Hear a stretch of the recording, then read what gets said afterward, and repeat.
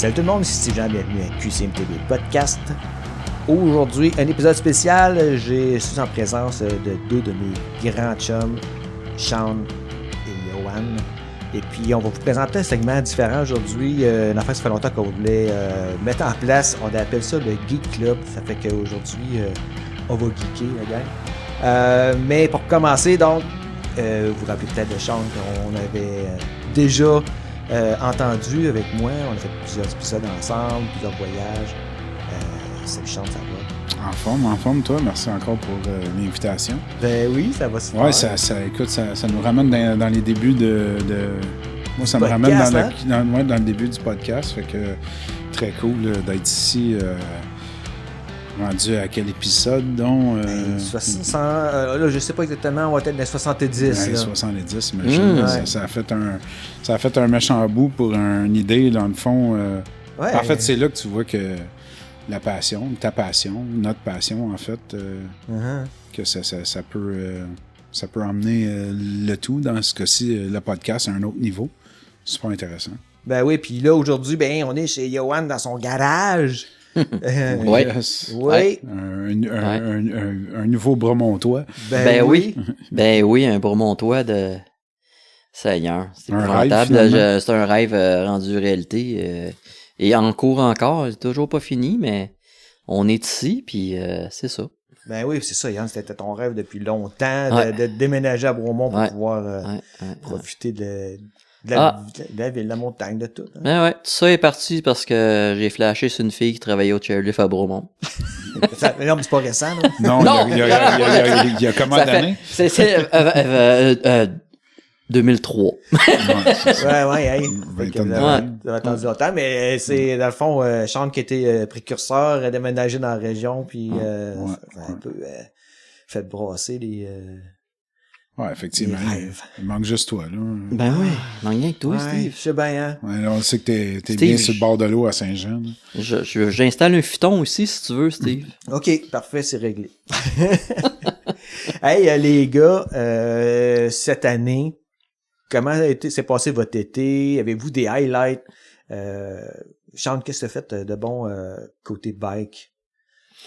Écoute, pour moi, la saison la saison de descente, ça a pris un petit peu le bord. J'avais un projet là, de me faire une petite vanne aussi l'été passé, donc ça a pris pas mal, un petit peu moins d'importance la descente, mais j'ai quand même fait pas mal d'enduro.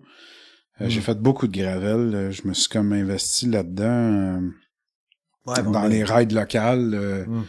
Tu sais, autant l'abordage, les événements comme le 100 B7, etc.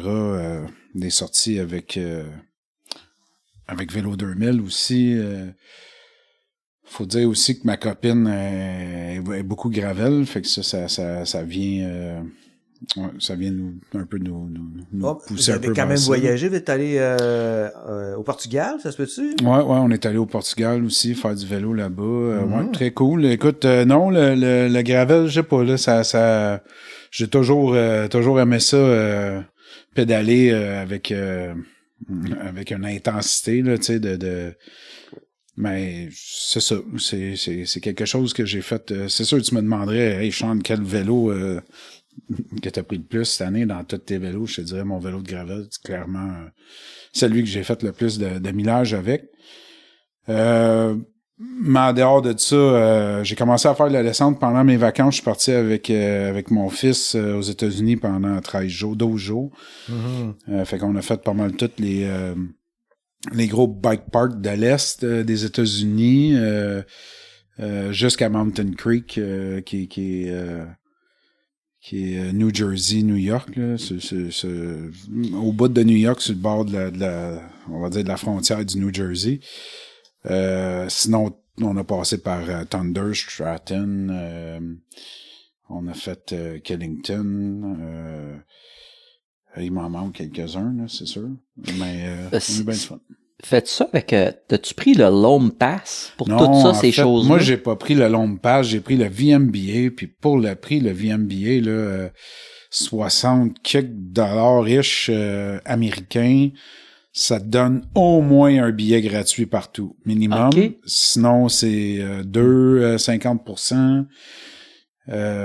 Sinon, des rabais, un coup de tête passé, c'est passé. Parce qu'on j'ai eu beaucoup de publicité du Long Pass. Je checkais ça. Tu m'as parlé de ça aussi. Je vais aller voir ça. Ils disent que ça équivaut à 2 journées par place. Ouais. Puis je regardais les places, je pensais que c'est ça que tu avais, parce que partout ce que tu as été, c'était inclus dans le Long Pass. Ouais. Non, moi, c'était la passe VMBA.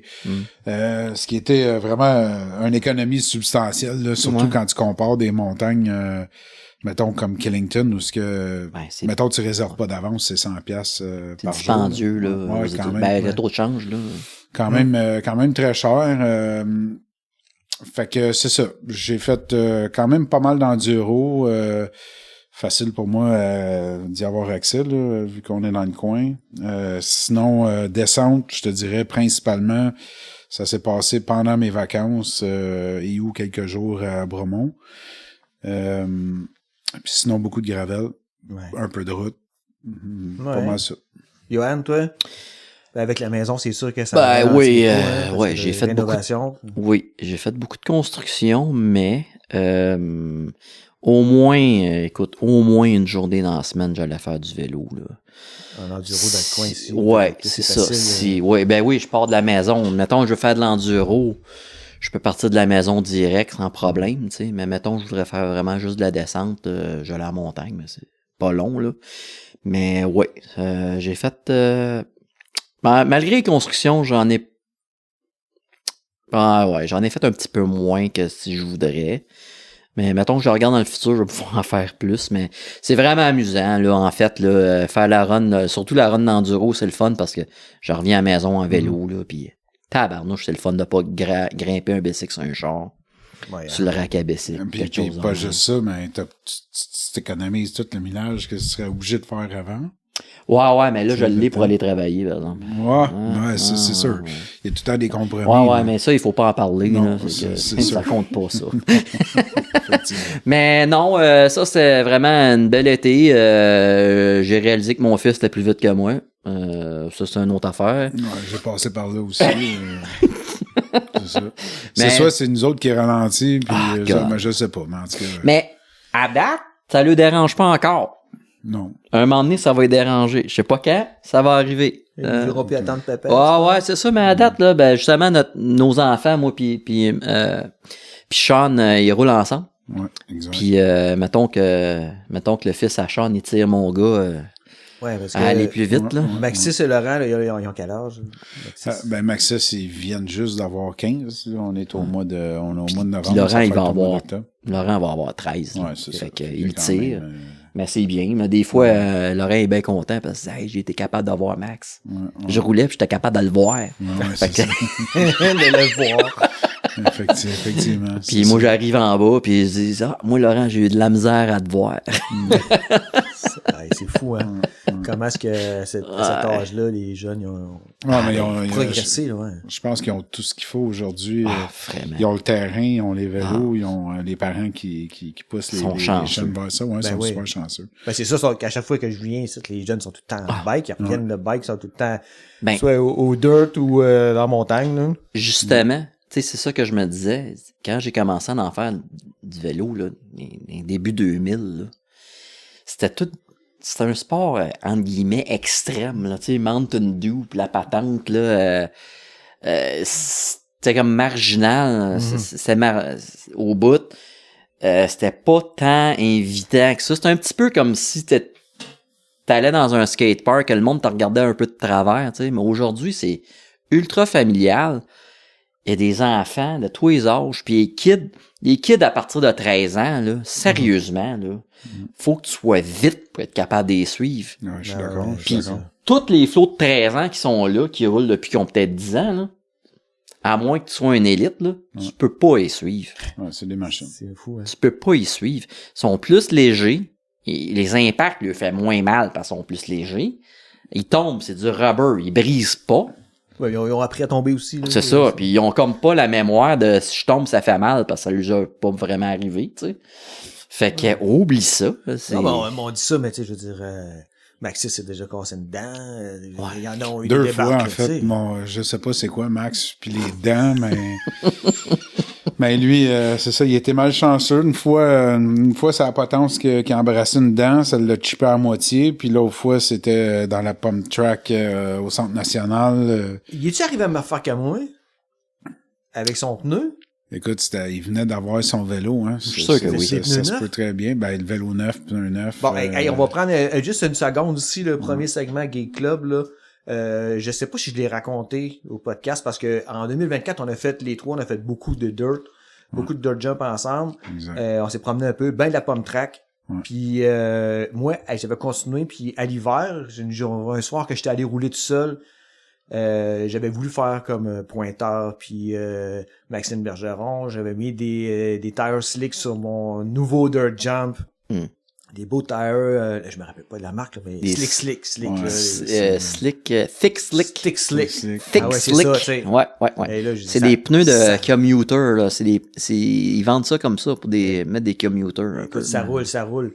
Mais premier lap dans la pump track en asphalte, je me suis planté, le devant washé tout de suite, puis là encore là, tu sais, je me suis magané l'épaule, j'ai encore la petite note de piano qui appelle, là, ma clavicule est jamais revenue normale, là. Mais ma chambre était revenue. Je t'allais te chercher. J'étais chercher à l'hôpital le soir à Cowansville. J'étais dans un cours par Watts quand j'étais arrivé au Centre National, quand c'est arrivé, hein, c'est ça? Ouais, exact. Ah ouais, c'est ça. Mais ça pour dire que j'ai appris par la suite, tout le monde me l'ont dit, tu sais, ben là, Steve, des pneus neufs, quand ça sort du moule, il y a de la graisse. Ouais. Quand on roule dans la terre, on s'en rend pas compte, mais sur l'asphalte, des pneus slick, il faut que t'es sabres, t'es nettoies, t'enlèves la graisse, parce que sinon, tu vas glisser. Fait que, mais tu nettoies ça comment? Avec de l'alcool à friction? Ouais. Ou de l'acétone, ou un truc de même, là. Mais tu sais, l'acétone, c'est rough, là. Ouais, mais t'es sûr que ça va pénétrer là-dedans pour enlever le gras, je sais pas. Peut-être l'alcool à friction aussi. L'alcool à friction, on peut un petit papier sablé, peut-être, là. Ouais, c'est ça, j'ai fait, ben, tu vas rouler dehors avec comme faut pour la peine, là. Mais, ouais, tout le monde me l'a dit, là. Écoute, j'en parlais avec Philippe Benoît cette semaine, puis il me disait la même affaire, ben là, ouais, Steve, faut que tu nettoies ça. Maxime Bergeron me disait la même affaire, Pointeur me disait la même affaire. Ben voyons. T'as des mondes qui font de la piste. Au Centre National, m'ont dit, ben oui, quand on monte les vélos pour faire de la piste, il faut absolument qu'on dégraisse puis qu'on sorte les pneus. Imagine. Écoute, fait que là, une bonne leçon, tout le monde, si jamais vous avez des pneus neufs, avant de vous enligner sur une piste de pump track, intérieure ou extérieure, là, assurez-vous qu'ils sont pas glissants. Oh, fait que tu te poses déjà, tu vas te revenir ou Ben oui. Je vais aller chercher Max. C'est bon. Qui est au Centre National, justement. OK.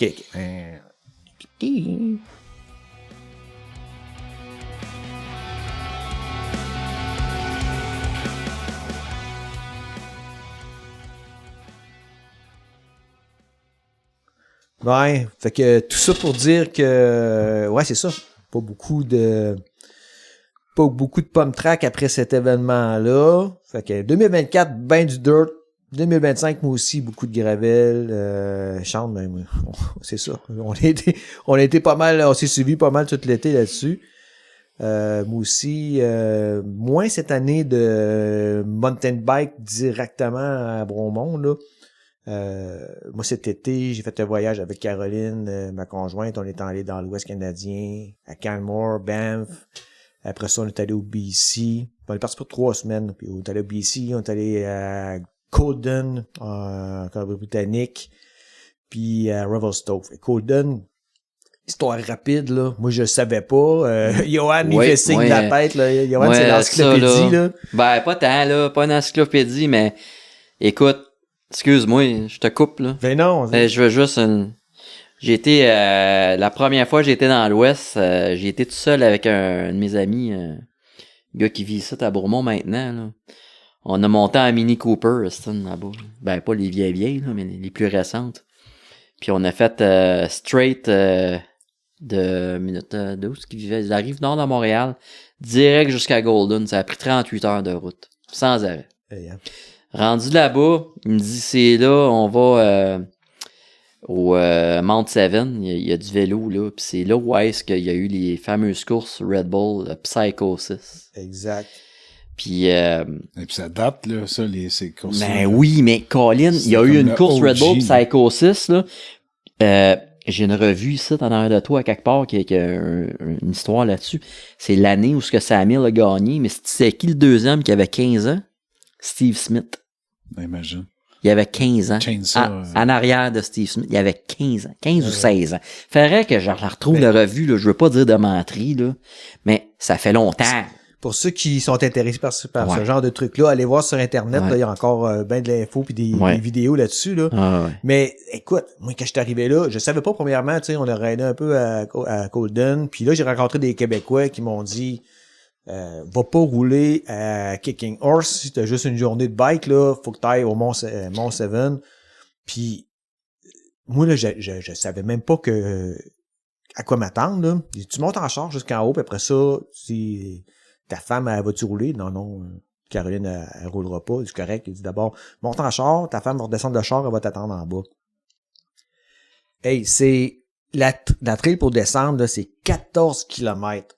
14 km. Tu montes en haut de la montagne, il y a une piste de départ pour les gens qui font du deltaplane, là, puis du parapente, là. Mais t'es en haut, là, c'est tellement haut, la montagne. Puis les trails partent de là, puis la fameuse piste de Psychosis, là, bon, direct, c'est comme c'est un mur, là. Ouais, tu descends un mur de garnotte, puis faut que tu rentres entre 2 arbres pour rentrer dans le bois, genre. C'est fou. Ouais. Mais là, moi, j'ai pas fait la piste de Psychosis, on s'entend, là, j'ai pris une piste qui était considérée bleue, mais dans le milieu, elle virait noir, double losange, avec du gros sable. Surprise. Puis, un surprise, là, c'est comme... mais c'est... Écoute, c'est comme, tu sais, j'étais habitué à rouler à Beaumont, mais ça avait rien à voir. Hein. Mais généralement, dans l'Ouest, tu sais, comme, mettons, dans l'Ouest, une bleue, là-bas, là. Ici, c'est quasiment une noire. C'est comme une bleue, bleue plus, là. C'est ça, c'est exactement ça que je disais. Une noire, c'est une noire plus. Une double noire, ben, c'est une double noire plus. Il y a quelques exceptions. Genre de rouge aussi, là, parce que rouge, il y a des bike parks, le rouge existe, il y en a. Mais rouge, c'est difficile, mais fait à la machine, je pense. OK. C'est ça l'affaire. Il y a pas un endroit de toute façon qui ont les mêmes les mêmes critères il y a pas de ISO là-dessus. Non, mais c'est ça, mais je pense qu'ils sont en train de travailler là-dessus. Ben là, ils ont beaucoup de congrès de trail builder puis de si vous avez eu la chance d'écouter le dernier épisode, ça fait déjà quelques semaines. Oui. Ben je l'ai écouté cette semaine, moi. Oui, avec Mountain Bike Canton de l'Est, là. Il y a des choses qui s'en viennent ici intéressantes là, pour la région. Là. Fait que peut-être des nouveaux standards. Oui, c'est très bien. Ça serait intéressant. Ça pour dire que super voyage dans l'Ouest, j'ai capoté. Revelstoke, la même affaire. J'ai initié mon chum Gilles à descendre. Fait qu'on a pris les 2 gondoles. Puis là, il a dit pas assez, il y a une trail qui part d'en haut, on va monter. On s'est renseigné, mais on savait pas trop à quoi s'attendre. Mais c'était 7 km de grimpette, là. Pour ceux qui connaissent un coup que t'es rendu au sommet en chaise. Un coup que t'es rendu, t'as pris une gondole, t'as pris la 2e gondole. Puis là, rendu en haut, faut que tu montes encore 7 km, mettons, de Aninja. OK.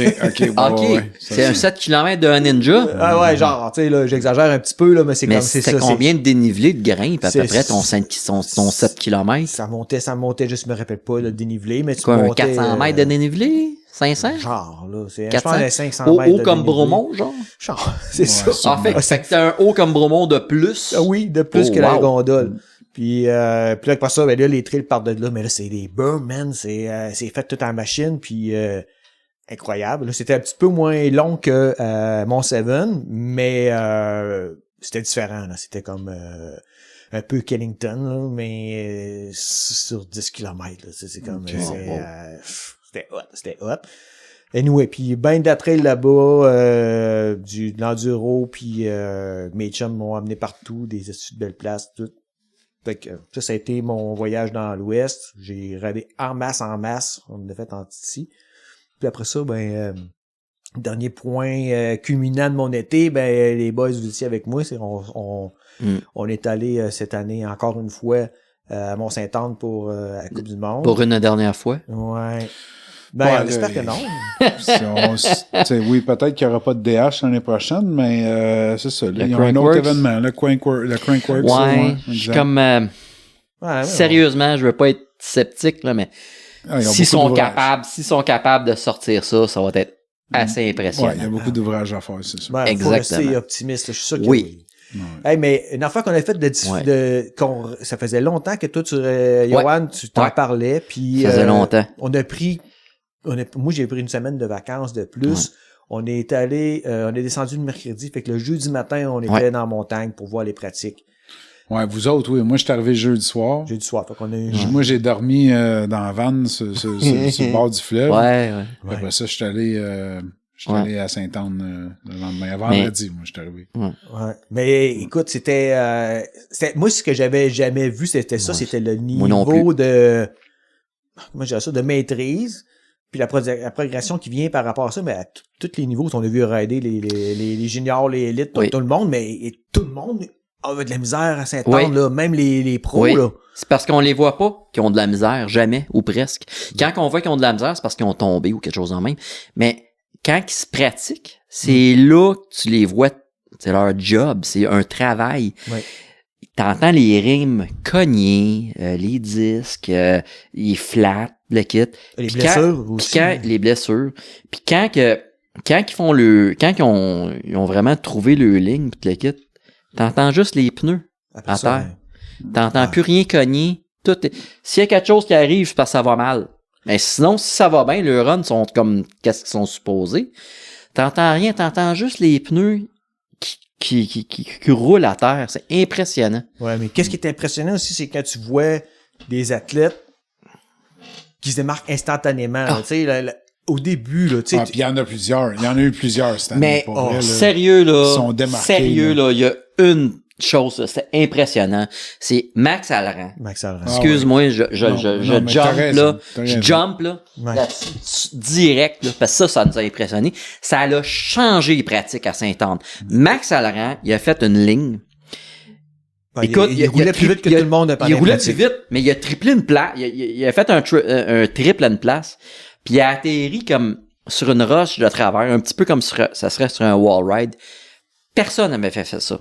Mais là, il y avait un paquet de gars qui travaillaient pour des grosses équipes, comment ils appellent ça, des watchers. Des gars de ligne, là, des gars de ligne qui travaillaient, là, puis ça a pas pris 5 minutes. Ça collait la... Steve P était là. Fabien Barrel était là. Fabien était là. Il a appelé tout de suite sur le téléphone. Le père à Jackson Goldstone était le père à Jackson était là. Il a callé tout de suite avec son téléphone. Il a dit, viens voir ça. C'est là, faut que tu passes. Fait que là, tout le monde prenait cette ligne. Toute la gang, là, tout le monde, là, était là. Puis là, il se faisait tout expliquer à la ligne, là, puis tout le monde s'est essayé. Ouais. Puis Jackson, il a fait exactement cette ligne-là. Ouais, mais pas aussi bien que Max l'avait fait pendant la pratique. Oui. Puis là, Max Alran a fait une superbe de course, là, mais il était blessé. C'était quasiment, il s'était arraché le doigt. Là. C'est Asa qui a eu. Exactement. Le petit doigt. Mais c'est Asa Vermette qui a fait la meilleure ligne. C'est Asa qui l'a eu, lui. Ah, ouais, il a eu le meilleur temps, anyways. Ouais, il aurait été là, il aurait gagné. Ouais. Ah, ben, écoute, c'est puis de pas de 0.02, là. Non. Il aurait gagné. Ça va être... un tiers de seconde, me semble.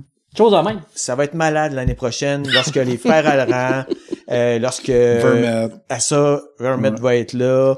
Ça sera plus la même game là au niveau des finalistes là, en Coupe du Monde. Je t'ai-tu compté cet été, avant Sainte-Anne, justement, j'étais avec mon fils puis le fils à Sean. J'essayais de suivre comme un vieux crouton. Anyways, puis on était arrivé à une jonction, puis il y avait lui qui roule pour commencer maintenant, là,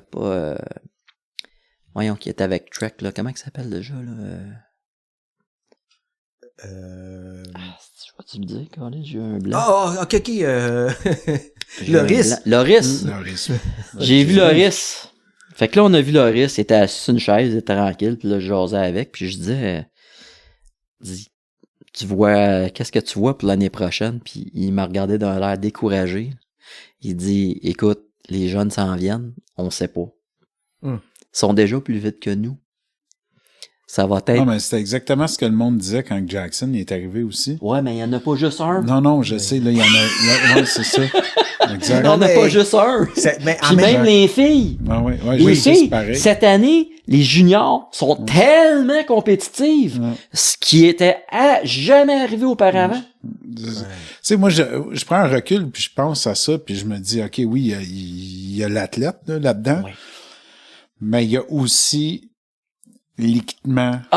Mais ils sont mieux suivis. Le team, c'est structuré, c'est pas mais cette année, garoché, il y a une couple de juniors qui sont suivis par des grosses équipes. Ah ouais, absolument. Cette année, là, ils ont eu à cause de l'histoire de points de l'an passé, toute la kit, ils ont emmagasiné bien des riders pour les points, là, on dirait, là. Mais les juniors sont suivis, là. Regarde, les Specialized, là, ils ont quoi? Ils ont 3 juniors, je pense, l'an passé, il y avait ça. Mais ouais, c'est ça, il y a une relève qui s'en vient partout, là, c'est ça. Il y a beaucoup d'affaires qui sont passées cette année. Écoute, moi, j'ai juste mentionné, là, chez Tetris, tu sais, Connor Ferrer n'était pas là. Ça, c'est bien dommage. Mais on a vu Mathieu Dupel qui était quand même présent au Mont-Saint-Anne. Il y avait quelques athlètes de l'Ouest canadien qui étaient là avec lui. Mais ce qui était spécial, c'est qu'il a hébergé dans son pit les gens de l'équipe Whitey qui, eux, se sont retrouvés sans commanditaire cette année, sans en fait, ils ont eu des commanditaires au début. Ouais. Mais ils ont coupé ça. C'est ça, je pense que les 3 dernières courses, ils payent. Valley Hall, elle était avec SRAM. Elle était dans la tente, dans le pit de SRAM. Mais on a jasé avec les gars de l'équipe Whitey. Oui. Puis moi, comment est-ce qu'il s'appelle le Gunner. manager? Gunner.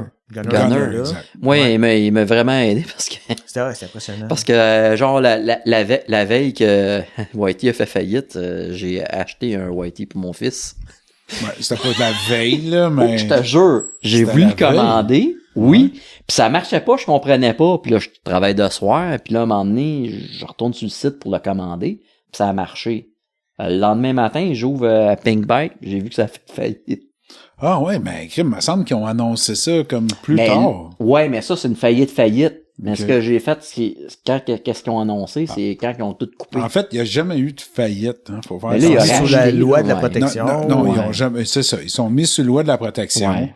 Puis là, ça, comme toutes les compagnies qui sont direct to consumer, la région, on va dire Whitey Canada, mais Whitey Canada, c'est sûr que c'était supporté par une personne, Whitey USA aussi. Ouais, c'est leur propre entité. Oui, c'est ça, c'est leur propre entité, ça n'a pas rapport avec le Whitey en Europe, c'est ça.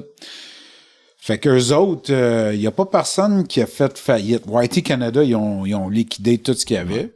Ouais. Whitey USA, ils ont commencé la même chose, puis là, on savait que ça s'emmenait pour la maison mère, mais là, finalement, ils ont trouvé une entente. Ça pour dire que quand on a discuté avec Gunner, qui était très gentil, là, il disait, il faut pas, la compagnie, elle mourra pas. Littéralement. Il a dit que ça allait continuer. Moi, il dit, regarde, moi, j'ai une job chez Whitey, je vis à 10 minutes de là-bas. Il nous a même dit que le team revenait. Il nous a dit, il a dit, il va y avoir un team qui va revenir, mais ça sera pas les mêmes. Mais je sais que dans un futur pas rapproché, ça va revenir en Amérique du Nord, là.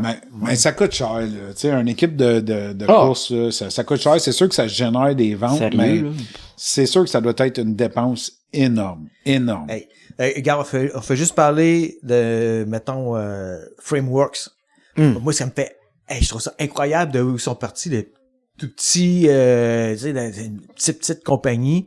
Que, tu sais, maintenant, là, ils sont au même niveau que les gros noms, les gars avec Trek ou Commensal ou Specialized, là, tu sais, l'équipe est là. Mais Frameworks, là, sérieusement, ce qui est intéressant de ce gars-là, c'est que ça a commencé puis il y avait rien à vendre, ce gars-là. Non. Fait qu'il montrait tout, il publiait tout.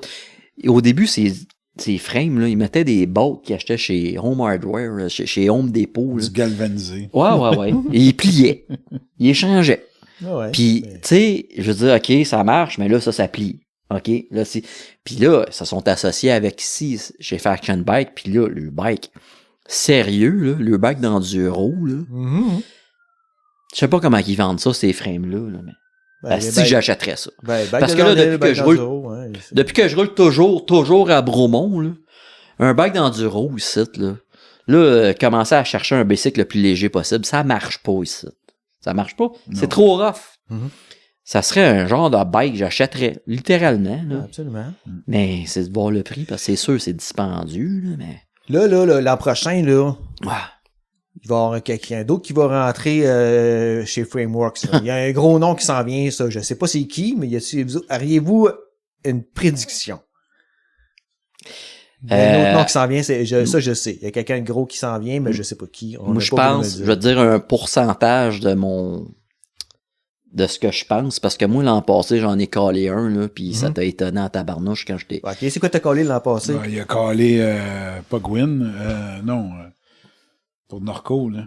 Non? Non. Pas calé un... Non, j'ai calé, comment qu'elle s'appelle, là, la fille qui est en Framework? Oh oui, oui. Anna Newkirk, Framework. Ouais, c'est moi, ça. je dis, moi, je pense qu'elle s'en va ça, c'est quand elle avait son équipe l'an passé, v'là 2 ans, son équipe indépendante. Il dit, d'après moi, elle va aller chez Frameworks. Okay. C'est direct ce qui s'est passé. Là, l'année prochaine, c'est qu'est-ce qui s'est passé. Moi, là, pour ma manière de penser, je vais te dire pourquoi j'ai développé à ça, là. Frameworks, là, la philosophie. Nico, là, lui tout seul, là, c'est pas lui qui arrive avec le cash, là, pour son affaire, là. Mais non. Ils ont Fox en arrière d'eux autres. Ils ont des grosses commandites. Même Faction, c'est pas, eux autres, ils donnent du temps, eux autres. Ils donnent du temps, pas mal, là, je pense, là. Mais, l'affaire, c'est que là, c'est un All-American team, là, littéralement. D'après moi, là, Dakota va se ramasser, là. Mais, je dis ça, mais je dis ça, je suis à 70% de certitude. Et là, on va l'avoir sur recording, ça, là. Oui, là, sur recording, là, on pourra pas niaiser. À 70%, je suis sûr que c'est lui. Mais l'affaire, c'est que Dakota, n'importe quelle compagnie de bicycle, s'ils sont pas épais, c'est clair qu'ils veulent. C'est lui le gagnant de l'année. Regarde, on va parler de Dakota parce que, tu sais, Dakota, c'est ton préféré, là. C'est le gagnant. Puis cette année, là, faut dire que c'est le... Écoute, il mérite tous les trophées, là. C'était après sa blessure qu'il y a eu l'automne dernier. La hanche défoncée. Là, il a remonté ça tranquillement. Il a rebâti sa forme, sa shape. Là, il arrive au Mont-Saint-Anne. 4e. Ouais. Hey. Puis pas juste ça.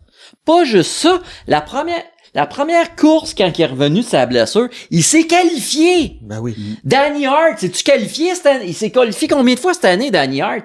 Christy, il est incroyable, ce gars-là, Danny Hart. Lui, il s'est défoncé à la hanche avec sa jambe, Stan. Il s'est qualifié. Hey, on a jasé à Dakota, hein?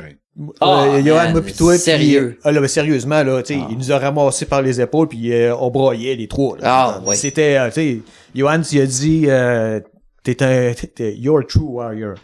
Oui. Puis là, écoute, il a dit, les gars, vous êtes tellement fins, je sais pas à quel point ça me touche. Oui. Sérieux. C'est un bon gars. Vraiment. Mais écoute, ce gars-là. Personne qui l'aime pas. Pis tu sais. Non. Oui. Pis tu sais.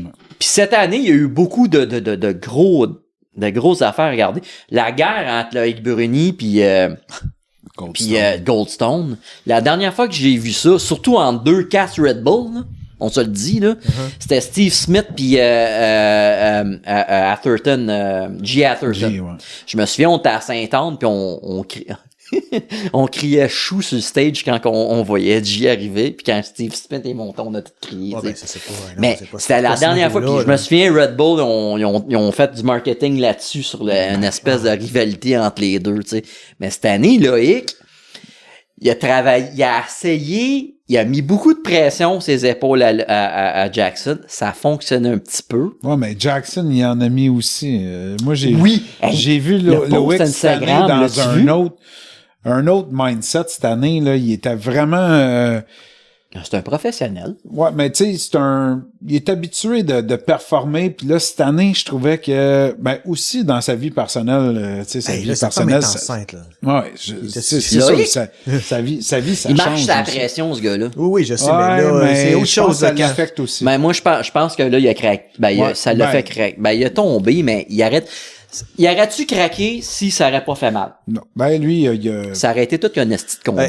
Regarde, a évalué le risque. Là. Oui. mais tout le monde a son opinion sur ce qui s'est passé par rapport à la blessure de Loïc, le fait qu'il s'est pas présenté sur le fil de départ. Ouais. Moi, mon opinion, ben, on l'a vécu les trois ensemble, là, toutes. Là, on a vécu toutes. On était là, on était dans la foule à l'arrivée en bas, puis tout le monde s'est posé des questions. Mais moi, j'ai trouvé que ça a été long avant que le team de Loïc arrive avec une explication de ce qui était passé. Nous autres, on était là, puis on se disait... on était in the dark, là. Qu'est-ce qui se passe? Il s'est même pas pointé sur le stage. Non, puis puis Gracie M. Street, qu'on a vu se planter à 50 pieds de nous autres, là, comme... Loïc était pogné dans la gondole. Ben oui. Mais quoi?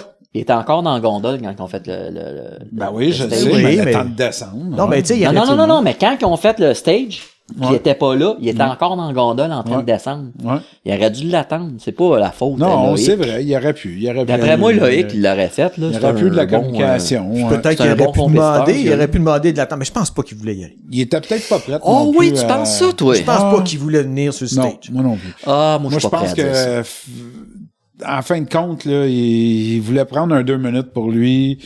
Il y avait sa femme qui était bientôt en train d'accoucher dans sa tête. Ben, le lendemain, il voulait pas se mettre au risque. Ouais, c'est ça, c'est son lendemain, il est parti à 10h le soir. Ben, j'ai cru comprendre que même elle avait accouché avant qu'il arrive.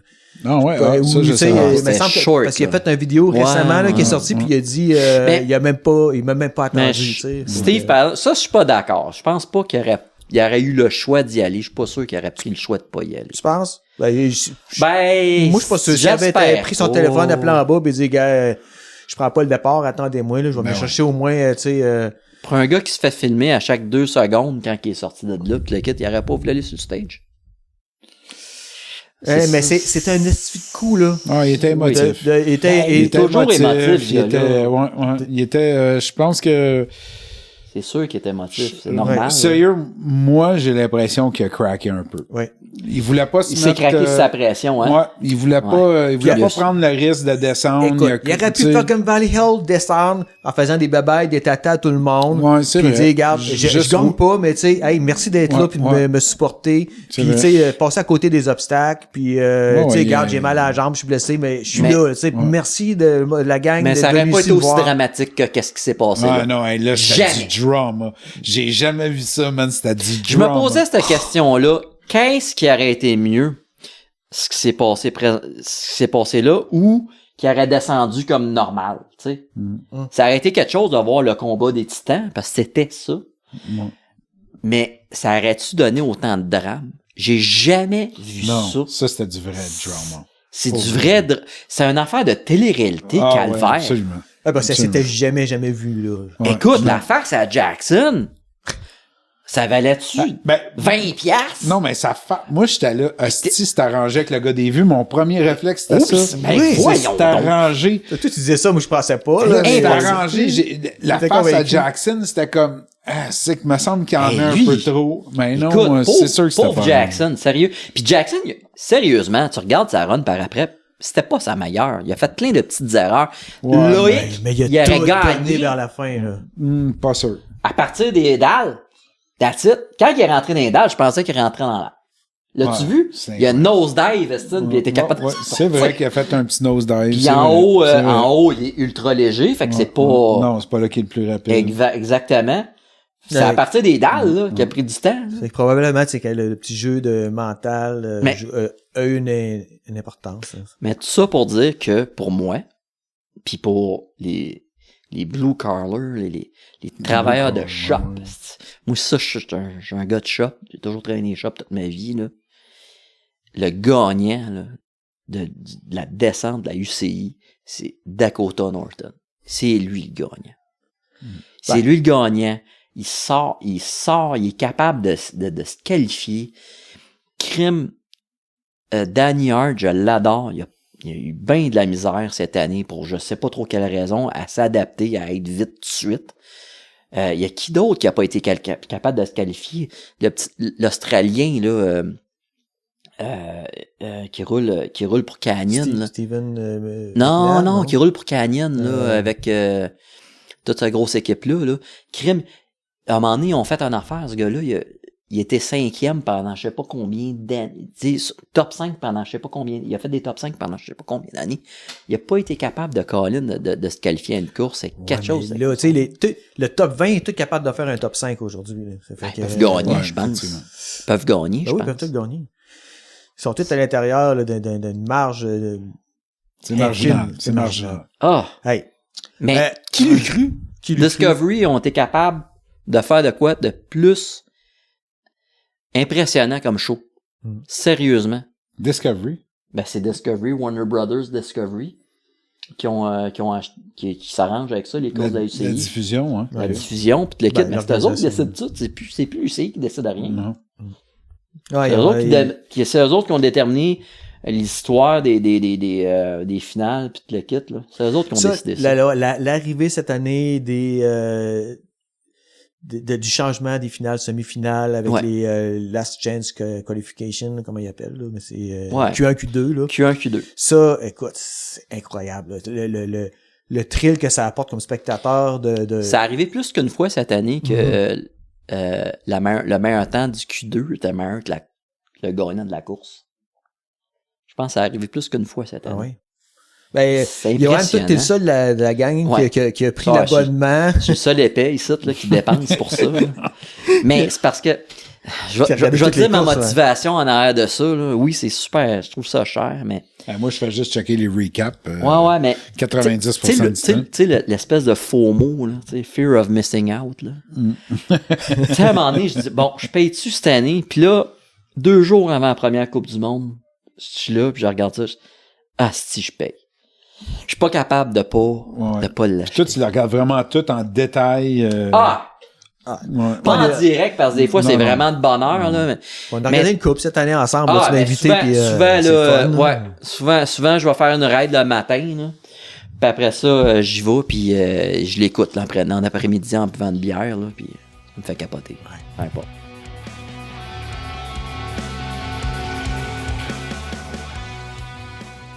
Une des affaires qui m'a marqué au Mont-Saint-Anne, puis c'est pas quelque chose que j'ai vu, c'est pas quelque chose que j'ai entendu, c'est quelque chose qu'on n'a pas entendu cette année. C'est des hubs de roues, on n'a pas entendu de bruit. Ouais, j'ai l'impression que tout le monde roulait des Onyx Vesper, tabarouette. On n'entend plus de high engagement hub. C'est fini, ça. Ouais. C'est incroyable. Toutes les bikes qui passaient, c'est pas juste les vélos, mais des courroies, là. Toutes les bikes à Sainte-Anne, à la Coupe du Monde, c'était silencieux. C'est vrai. On n'entendait plus les cliquets. Je t'entendais juste les roues, les pneus sur la roche, sur la terre. Fait que, tantôt on parlait de... moment, c'est ça, je disais, on dirait, à un moment donné, pour montrer ton grade hiérarchique, Aston, à Bromont, au chairlift. Au niveau d'engagement. Ouais, c'est d'entendre le moyeu arriver, là, clac, clac, clac, clac, clac, clac. Mettons, t'avais un Chris King, là, quelque chose de même. C'est quand même hot, un Chris King. Un Chris King, j'ai déjà eu ça, là, sur mon V10. Un Chris King, c'est comme s'il y avait une ruche qui me suivait. Ouais, mais tu sais, même, c'est ça. Regarde. Moi, mon opinion, là, on va diverger vers le côté geek un peu, là. Mon opinion, c'est quand même qu'un hub avec un bon niveau d'engagement, c'est winner pour un bike où tu dois grimper. Oui. Mais pour un vélo de descente, ça fait aucun sens. Puis en même, c'est quoi? C'est sur un niveau, ou un vélo que tu fais juste de descente. Un vélo d'enduro. OK. Mais tu sais, Steve, je veux dire, mon vélo, là, je serais jamais capable d'aller à la capacité de mon vélo. Fait que ça sera jamais la question de. La question est, est-ce que toi, tu vas remarquer et apprécier la différence que ton moyeu va faire? Ben, moi, oui, parce que là, j'ai un bon niveau d'engagement. C'est ça, grimper, tu l'apprécies. Je l'apprécie. Parce que justement, là, j'ai pas comme le demi-pouce où je jeu avec mon pédalier avant que ça mais c'est ça qui va vraiment augmenter ta performance. Non, on parle pas de niveau de performance, on parle de niveau de confort, de plaisir. Exactement, c'est ça. Moi, ma théorie est un peu différente autour de ça. Avec l'arrivée des O-Chain, je pense que tout le monde peut se permettre de rouler de quoi comme c'est que un Onyx, c'est limitless engagement point, là, c'est direct. Initialement, c'était un one-way bearing, mais où ce qu'avant, il pouvait se permettre où il roulait un engagement qui était moins direct pour justement avoir un peu de jeu mais l'affaire sur le pédalier. Je sais pas si... Ouais. L'affaire de l'engagement qui est comme plus slack, entre guillemets, c'est que tu sais jamais où est-ce que t'es entre ta dent. Non, ton pitch dedans, tu le sais pas. C'est sûr. Fait que souvent, le monde, ben là, tu parlais d'O-Chain, là, souvent le monde dit, ben, tant qu'à avoir un O-Chain, je vais avoir un moyeu cheap, entre guillemets, avec moins d'engagement. Mais le problème, c'est que tu le sais pas, t'es à combien de degrés d'embarquer sur une dent ou l'autre. Effectivement. Donc, tu peux avoir quand même, mettons, un moyeu, je vais dire, je vais prendre un exemple, un DT Suisse avec un niveau d'engagement moins élevé. Ouais, une plus 64 dents. 64 dents. Ouais. Puis là, tu te dis, ça va faire la job. Mais en réalité, non, parce que tu peux quand même être à un point dans ton engagement. Tu sais pas t'es où. C'est ça, où est-ce que tu vas avoir un effet sur ta suspension. Tu sais, on va parler de Haute-Chain, justement, parce que là, tu sais, Mathieu Dupel m'en a parlé en masse, il y a plein de bons qui en jasaient, mais vous deux, vous en avez puis vous l'avez testé. Moi, j'en ai acheté un l'an passé. Puis sérieux, là. Puis tu sais, moi, c'est un vélo d'enduro, là, un gros trail bike, je vais le dire, là, un Bronson. Un Santa Cruz Bronson. Puis je l'utilise pour n'importe quoi. Avec ça, là, sérieusement, c'est comme si j'aurais plus de suspension. Mm-hmm. Puis ce qui est bien de mon vélo, vu que c'est un VPP, c'est que ça grimpe bien, mais les petites bosses, là, les bosses ondulatoires, là, t'es sentais beaucoup sur le vélo. Parce que il est fait de même. C'est un VPP, il est fait comme ça, tu sais. En mettant le Haute-Chain, là, c'est comme si j'avais de la suspension plus incroyable. Puis le monde qui dit, ça va être poche pour pédaler, puis le kit. Mais sais-tu, quand tu mets de la pression dessus, il va à côté, ça finit là, puis ça va bien. Peut-être que tu restes à pression constante, oui. Tu le sens plus. Puis il y a eu beaucoup de comparatifs avec le Haute-Chain, avec le moyeu E13 ou même le nouveau DT. Avec les petites gears que tu peux rajouter dans les nouveaux modèles de moyeu DT Suisse. La différence entre le Haute-Chain puis les moyeux, entre guillemets, là, c'est que les moyeux, là, tu te mets sur ta 10 dents en arrière. Entre la 10 dents puis ta 50 dents, il y a une différence de ratio énorme. Fait que t'as plus juste 12 degrés, là, quand t'es rendu à ta 50 dents, là. Fait que pour pédaler, là, ça doit être un peu poche, tu sais. Tandis qu'un Haute-Chain, c'est constant, tout le temps. C'est constant, c'est tout le temps, mettons, tu le mets au maximum 12 degrés, là. C'est 12 degrés. Tout le temps. Que tu sais, ta 10 gears ou bien 50 gears, c'est 12 degrés. Fait que pour pédaler, c'est plus constant, c'est plus, entre guillemets, normal. Tu sais à quoi t'attendre, c'est stable. Ouais. Tandis que, mettons, un moyeu, tu sais, mettons, t'as de quoi comme ça pour un moyeu, c'est correct, pour faire de la descente, entre guillemets, là. Mais si tu pédales, oublie ça, là, sérieusement, là, je trouve, là. Sean, toi, t'en as un aussi, mais pas sur ton vélo d'enduro. T'as mis ça sur ton bike de downhill. Moi, mon vélo d'enduro, c'est un high pivot, là. Écoute, je souffre moins de ce problème-là. T'as un dévié Claymore à m'affaire comme moi. Ouais, exact, un dévié Claymore, pas nommer le nom. Moi, j'ai toujours été sceptique sur ce produit-là. Et puis je tapé à la tête avec ça l'été passé. Ouais, quand même. Je capotais. Quand même, mais c'est justement à ce point-là que je me suis dit, mon vélo de descente, c'est un Giant Glory de la dernière génération, qui est initialement un 4-bar link assez classique, pas révolutionnaire en aucun sens. Mais je me retrouvais tout le temps avec un feeling que ma roue arrière, elle l'accrochait. Sur le square edge, quoi? Ouais, sur un square edge, justement, j'avais tout le temps un feeling que, la moindre roche avec un edge carré, je sentais, là, que ça me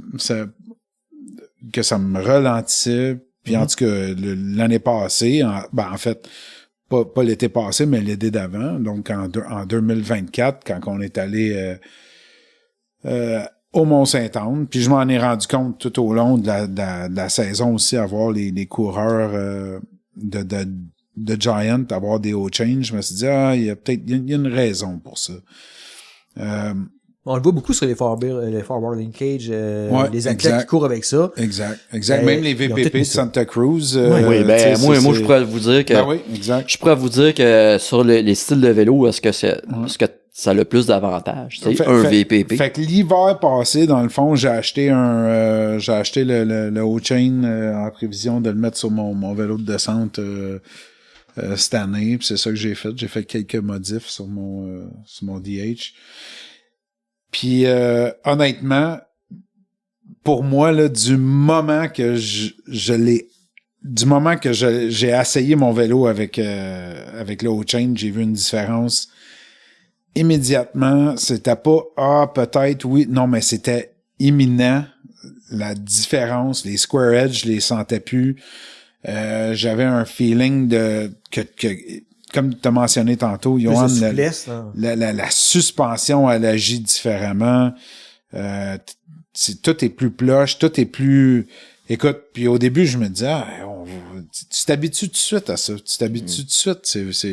Puis, tu sais, justement, un des arguments aussi par rapport au chain qu'on dit, c'est que les bikes sont plus silencieux. Avez-vous vu une différence au du bruit? Toi, absolument. Johan? Ben, moi, écoute, moi, je suis un taponneux, là, tu le sais, là, je mets du, j'ai pas de bruit. Ben, je mets du tape, ouais, c'est ça, je mets du tape, du 3M, du Scotch, 2228, pour dire le nom exact. C'est une espèce de mastic qui se colle, fait que ça, avec ça, t'entends pas de chaîne nulle part. Fait que pour moi, le bruit, non. T'as pas vu de différence parce qu'il était déjà silencieux. Mais, il était déjà silencieux. Mais, écoute, moi... Mais donc, c'est peut-être aussi l'arrivée massive du O-Chain, parce que quand tu regardes les teams, là, sur la Coupe du Monde, il y avait pas grand team qui utilisait pas le O-Chain cette année. Non. Puis, ça a peut-être aussi, justement, joué un rôle important sur, justement, cette absence de bruit-là, de chaîne et de, le hub, mais la chaîne aussi, mais il y a plus de claquement, là, t'entends plus. Non. Puis il y a une affaire aussi que je vais remarquer, que je veux faire remarquer aussi, c'est, souvent tu regardes, là, c'est, dans les grosses équipes, les patentes qu'ils utilisent, genre mettre du poids sur les rimes pour que ça soit balancé.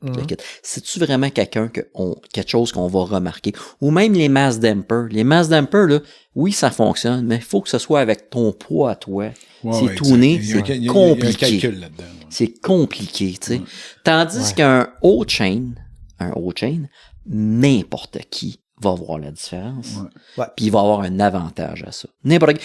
Puis, tu sais, je veux dire, je travaille pas pantoute dans le vélo, personne ici travaille dans le vélo, personne ici est payé pour dire quoi que ce soit. Non, on n'a pas commandité ni rien, mais là. Je vous dis de quoi, là, mettons là, que t'as la différence entre avoir un vélo avec les stanchions en or ou ben noir, là, mais au lieu de prendre la différence de prix dans ces fourches-là, là, acheter un O-Chain.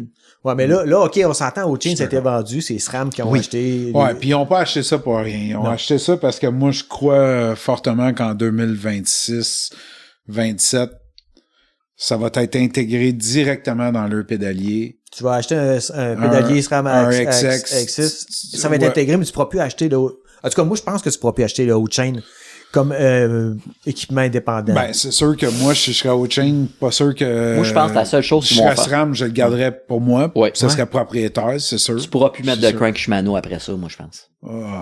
Mais regarde, déjà là, SRAM, c'est Truvative, SRAM, sinon il y avait le Shimano, puis c'est pas mal ça, les clinch de Raceface. Ben, là, présentement, il y a 4... je pense qu'il y a 4 standards. Ouais, il y a... Cinch, puis le... Shimano. C'est différent. Oui, Shimano est différent de... Ben oui, Cinch, c'est Raceface. Puis SRAM puis Truvative, c'est pareil, mais SRAM, ils ont 2 standards. Ils ont le 3 bolt puis ils ont le 8 bolt. Ouais, là, c'est le T-Type, là. Ouais, le T-Type. Pas juste le T-Type, ça s'en va dans la route, dans la gravel, ça s'en va dans tout, là, le 8 bolt. C'est assez... Ouais, c'est depuis le d'erreur électrique, là. C'est spécial, d'avoir 8 vis qui tient ça, là. Ouais, ça vraiment être long. Tu prends en mettre 3 puis jamais que ça va. Ben, c'est ça. Je comprends pas. J'ai expérimenté ça avec le vélo à mon fils, là, cet été, justement. Ouais, lui aussi, c'était un ouais. Ça venait avec ça, là. C'est super agréable. C'est fou. Ouais, ça fait que, O-Chain, une belle patente.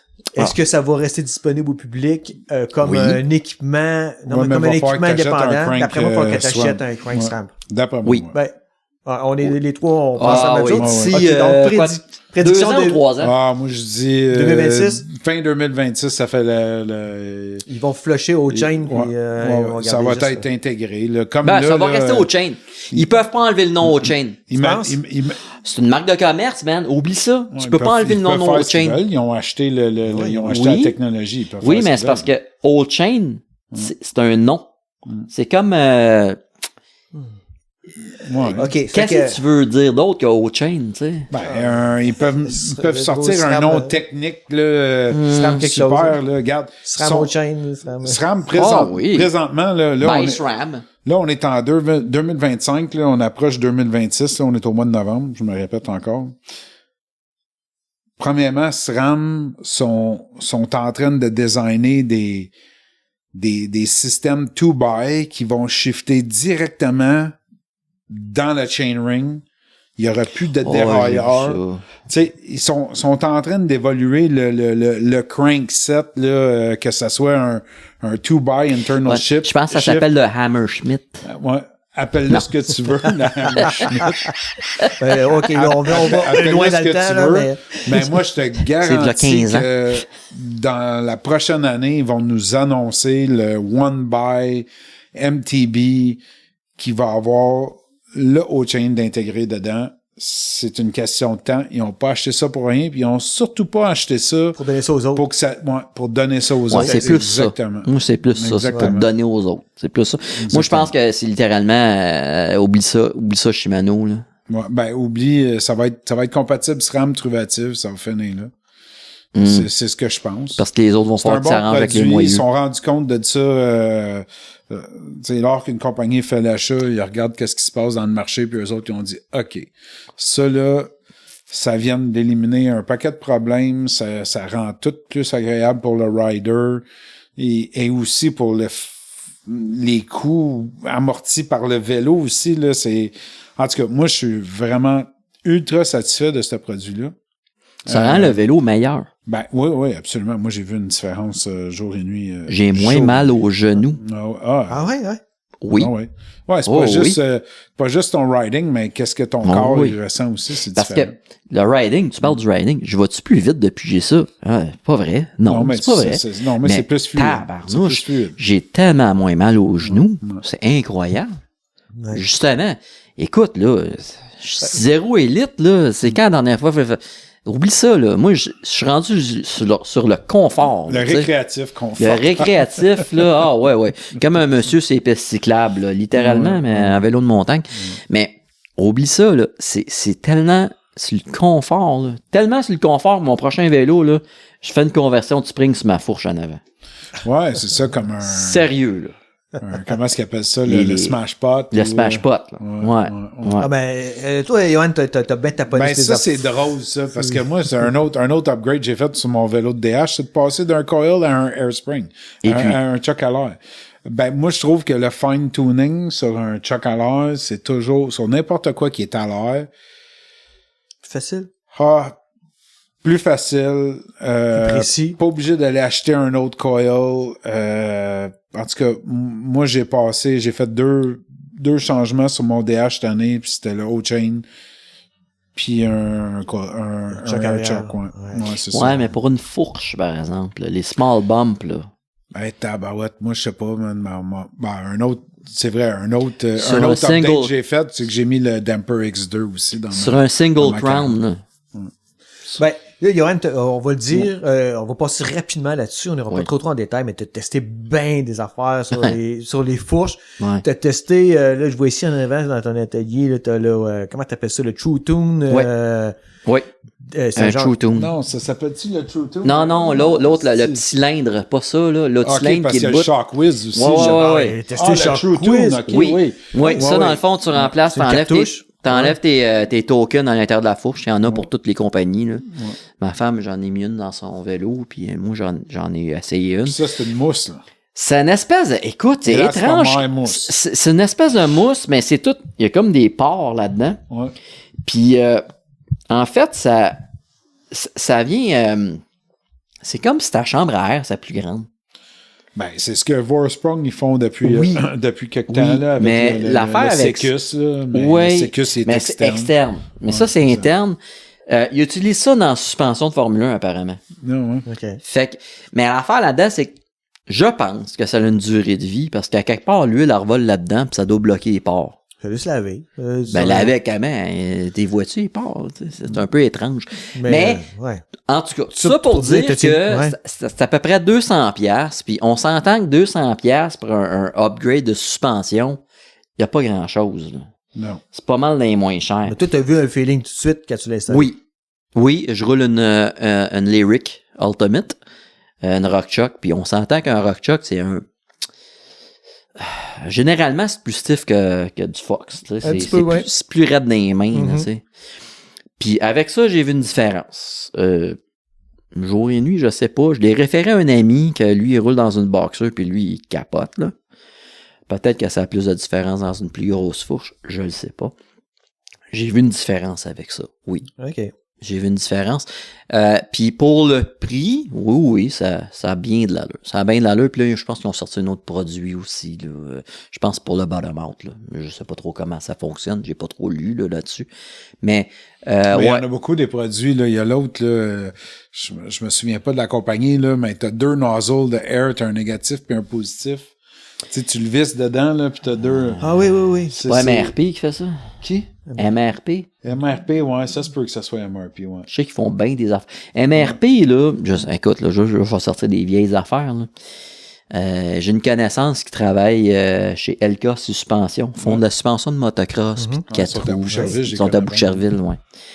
Puis à l'époque, ils ont fait des chocs arrière de vélo de montagne qui allaient très bien, mais les élites défonçaient toutes parce que c'était peut-être pas aussi solide que les grosses compagnies. Eux autres, ils étaient pas sur place à rebuilder ça. Ouais, c'est ça. Ça allait très bien, mais c'était fragile. Puis ils ont fait aussi des internes pour mettre à l'intérieur des fourches comme dans des boxers. Puis quand ils ont décidé d'arrêter de fabriquer ça, ils ont vendu le patent à MRP. Oh. Ah, OK. Puis les internes qui allaient dans ma Boxer, encore là, la Boxer allait tellement bien, elle filait comme une Dorado. Mais c'était une Boxer, puis ça va bien une Dorado, tu sais. Mais encore là, c'est un problème de fiabilité, parce que c'est une plus petite compagnie, puis à un moment donné. Mais je sais qu'ils ont tous vendu le patent à MRP. Fait que là, je sais pas jusqu'à quel point que il y a une compagnie de Boucherville en dessous de MRP présentement. Mais c'est la petite histoire des cossins de MRP. Parce que avant qu'ils aient acheté ça, MRP faisait rien de suspension. Ah ben écoute, bien sûr, on creusera un peu le sujet éventuellement. Moi, j'ai pas testé rien de suspension cette année. J'ai resté avec mes setups. Tout va bien. J'aime bien mon mes ajustements, puis j'ai pas trop joué avec ça. Je trouve pas que je manque de pas assez bon pour je suis pas assez bon pour décider si je manque de souplesse en début de débattement ou quoi que ce soit. Mais ça, Steve, ça n'a aucun rapport. L'important, c'est qu'il faut que tu sois confortable dans ce que t'es. Ouais, moi, j'aime mon feeling, puis c'est correct pour l'instant. Je vous dirais que cette année, une affaire, ben ça fait déjà 2 ans que j'ai ce cossin-là que j'ai mis sur mon bike. Puis cette année, je peux vraiment dire que je l'ai testé et utilisé beaucoup. C'est le Switchblade Anomaly que j'ai mis sur ma tige de sel qui permet de jouer avec l'angle de sel. C'est un cossin, fait que je suis seul, je pense que je connais qui utilise ça. Ouais. Mais moi, je capote là-dessus parce que quand je grimpe, clique que tu mets ta petite poignée, un petit levier sous le nez de ta selle que tu cliques, puis là, tu peux baisser la selle par en bas. Fait que là, ta selle, quand tu grimpes, elle est horizontale, elle est vraiment à plat. Moi, j'ai capoté. Là. J'aime ça au bout, puis je peux plus m'en passer. Il y a 3 positions sur cet équipement-là que tu installes donc entre ta tige à selle puis ta selle. Là. Ça remplace-tu la clem d'origine? Oui, c'est ça. T'enlèves la partie supérieure là, de ta tige de selle. Moi, j'ai ça sur mon que normalement, c'est comme 2 morceaux. Là, c'est ça. C'est ça. Puis, fait que ça, t'enlèves ça. T'enlèves ça, puis tu mets la partie du haut qui est inversée, qui est remplacée par ça. Puis, écoute, j'adore ça. Surtout en grimper. Puis là, ça vient même à un point où lequel je reviens sur plat, je le mets en position originale. Position. Puis des fois, je me disais, OK, je je suis correct, tu sais, mais il y a 3 positions, puis moi, je m'utiliserais seulement que 2. C'est le seul détail, je dirais, là. Je pense même que maintenant, ils sont rendus peut-être à offrir un produit où il y a 2 positions. Oui. Il y a un nouveau modèle juste avec 2 positions. Mais ma question est là-dedans, Steve, c'est, je veux dire, est-ce que tu y penses à chaque fois? OK, je grimpe. Fait que là, tu t'en vas tirer ton petit levier. Absolument. Tu l'oublies jamais? Quand tu vois les bienfaits, là, Encore plus que, maudit, j'ai oublié de mettre ma suspension open. Ah non, c'est ça. J'ai oublié de partir mon Strava. Non, ouais. Tu sais, des fois, tu commences à descendre. Disons, mais Red, j'ai oublié de mettre open. Là, tu descends, c'est fatigant. Mais toi, tu y penses vraiment tout le temps? Oui, absolument. Plus que, mettons, ta suspension. Oui, je commence à grimper, puis tout de suite, là, je me sens inconfortable. Je pourrais. T'es-tu obligé d'arrêter? Ou ça se fait en roulant? En roulant. Au moins, il y a ça. Ah oui, non, c'est comme, t'as juste tu prends une main, tu cliques, puis c'est fini, là, tu sais, tu pèses sur le petit levier, puis tu t'appuies sur ta selle, la main gauche, puis clac, la selle, elle descend en bas, c'est instantané, il n'y a pas d'ajustement, là, tu sais, c'est clic, clac, c'est, puis, c'est, vraiment, un coup que là, tu grimpes, là, c'est comme, tu y penses plus, mais t'es vraiment confortable. T'es pas obligé de te mettre sur le bout de l'aisselle comme on faisait avant. Ce que je fais tout le temps. Ouais, c'est ça. Là, t'étais bien assis, tu sais, là, t'as un bon appui pour pouvoir être capable de pédaler puis forcer là, en grimpant. Là. Pour moi, là, c'est game changer pour la grimpe. Vraiment. C'est le genre de truc que faudrait que j'essaye, effectivement. Ouais, ben je te passerai. On fera un switch. Ouais, parce que c'est vrai qu'on est porté à s'avancer sur le bout, puis Ben oui. Oui, parce que sinon tu glisses. Là. Mais comme je dis, la 3e position, qui est une position qui appelle le downhill, là, où que tu vraiment tu peux l'envoyer. T'as marché comme un banc de BMX. Oui, c'est ça. C'est un petit peu comique. Incliné vers l'arrière. J'ai jamais vu l'utilité. De toute façon, j'ai jamais roulé mes selles comme ça, même en downhill, là. Mais où les fois où par accident je le mettais dans cette position-là, ben ma roue lors de gros impacts elle allait frotter sa selle. Ça fait que ça j'ai pas aimé ça, mais donc mais tu sais je fais attention maintenant, tu sais lorsque je le remets en position en plat, c'est tout là. Enfin, on fera des tests. De toute façon, il y a beaucoup d'affaires cette année que je veux qu'on échange. Là, on va parler de pneus, on va parler de toutes sortes de trucs différents. Là, j'ai avoir un petit hint là. L'an passé, j'ai testé beaucoup les pneus radio. J'aimerais ça. J'ai pas essayé ça, moi non plus. Écoute, moi, j'ai tellement peur de changer de pneus, là. C'est incroyable. Ça, c'est sûr. Mais tu sais, quand tu roules la même... une recette winner, là. Oui. Puis tu le sais comment ça agit. Tu le sais, OK, là, il glisse, mais il va me rattraper là. Mais là, quand tu changes de pneu, c'est de l'inconnu. C'est l'affaire, moi, je trouve que c'est l'affaire la plus anxiogène à changer sur un vélo. C'est sûr. Je te forcerai pas, Johan. Non, mais c'est les pneus, plus que la suspension, que n'importe quoi d'autre. C'est la seule chose qui te fait toucher à terre. Mais les pneus radiats, ça, par exemple, là, j'ai trouvé de quoi sur Internet là, qui était capable de faire des bons comparatifs. J'essaierais, mais c'est super disponible, par exemple. On va faire nos devoirs. On va garder ça pour un épisode, je pense. On fera un épisode là-dessus. On va faire des tests avant. Ouais, absolument, ça serait bon, bien du stock là-dessus. Ça serait bon. Il faudrait aller à une place avec des loupes intéressantes. On est à côté. Tous les trois. Avec des loupes. Oui. Ben, des petites loupes que je suis capable de faire, parce que moi, je suis pas en forme, moi. On peut swapper juste les roues, là. On va aller louper la Farfadet, là, puis la montée stade, là. Ou sinon, on va aller en montagne. Là. Écoute, j'ai une liste de sujets, les gars, là, qu'on va pouvoir jaser cette année. Là, ça fait que je pense que là, les femmes nous attendent pour souper. Ouais, c'est ça. Ouais. Ça fait que on va arrêter ça là pour aujourd'hui, je pense. On a jasé en masse de toutes sortes d'affaires. Puis j'espère que les auditeurs auront un peu apprécié notre délire. Ça, c'est le même. On est tout le temps de même. Ouais. Effectivement, puis je pense que ce serait une bonne occasion pour les auditeurs de commenter ou sur des sujets. Sur des sujets peut-être. Oui, de commenter parce que on s'entend que on peut en dire des choses, des faussetés, parce qu'on est vraiment pas professionnels. Non, tout à fait. On est zéro dans l'industrie, mais tout ce qu'on peut dire, c'est qu'on est tous ici, on est tous des passionnés. Oui. Puis on fait du vélo, puis depuis longtemps. Mais on est zéro la science, hein. Non, science, c'est ça. Non, mais tu sais, on n'est pas là. on est...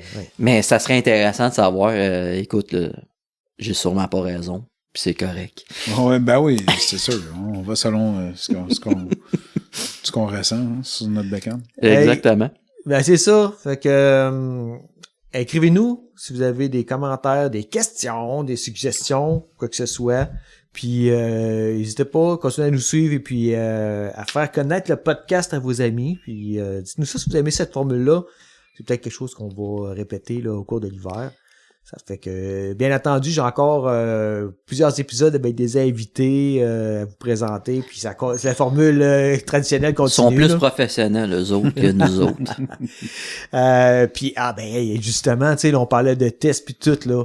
Ce qui s'en vient, il faudra pas manquer ça. J'ai fait une entrevue récemment avec Faction Bike Studio, que tu parlais tantôt, Johan. Je suis jaloux, hein. Hey, j'ai essayé, la gang, j'ai essayé le prototype de vélo trail bike. C'est un vélo cross-country, en réalité, là, avec les roues de 32 pouces. J'ai eu cette chance-là. Est-ce que c'est l'avenir? Ouais, justement, on en reparlera plus tard. Cette question. Moi, j'ai une idée préconçue là-dessus, mais comme je l'ai dit, c'est préconçu. Ouais, mais là, c'est pas un secret pour personne. Là. Le UCI vient de l'autoriser là, en cross-country l'an prochain. Puis donc, ils ont pas mis de législation non plus pour le downhill. Moi, je prédis, c'est sûr, c'est déjà clair qu'en cross-country, on va en avoir. Mais je prédis qu'on va en avoir en downhill. On va avoir des molettes 29, 32. Je veux dire, possible. Vite de même, là, combien de riders à la Coupe du Monde de descente, entre guillemets, qui roulent un full 29? Il y en a combien? Il y en a 2, 3 peut-être. Il y en a pas beaucoup. Il y en a qui pas une tonne. C'est ça. Ben, écoutez, on va voir. Hey, c'est un sujet super intéressant. On va rester à l'affût de ça. Alors, on va se battre là-dessus. Pareil comme dans le temps. 26 contre 29, là, on va se battre jusqu'au 100. 26 contre 27,5, 27,5 contre 29. Oui, on a tout vu ça évoluer. Ceux qui veulent pas de chicane, 27,5. Ou molette, un peu des deux. Moi, je suis molette parce que je suis petit. Hey, mais écoutez, si vous avez des prédictions, vous aussi, de votre côté, les auditeurs, faites-nous signe. Dites-nous ce que vous pensez par rapport à ça, puis vous me direz, vous me direz ce que vous pensez du prochain épisode à ce niveau-là. Fait que, restez à l'écoute. Et puis, à la prochaine. Merci les gars. Peace gang. Salut. Bye. Merci tout le monde d'avoir écouté cet épisode. J'espère que vous avez apprécié. Si vous aimeriez nous encourager, s'il vous plaît, allez liker et abonnez-vous afin de rester informé de l'apparition des prochains épisodes. Puis surtout, n'hésitez pas à partager à vos amis et aidez-nous en faisant connaître le podcast. Vous pouvez aussi communiquer avec moi sur Instagram et sur Facebook à QCMTB Podcast. Donc, à la prochaine et puis bon riding!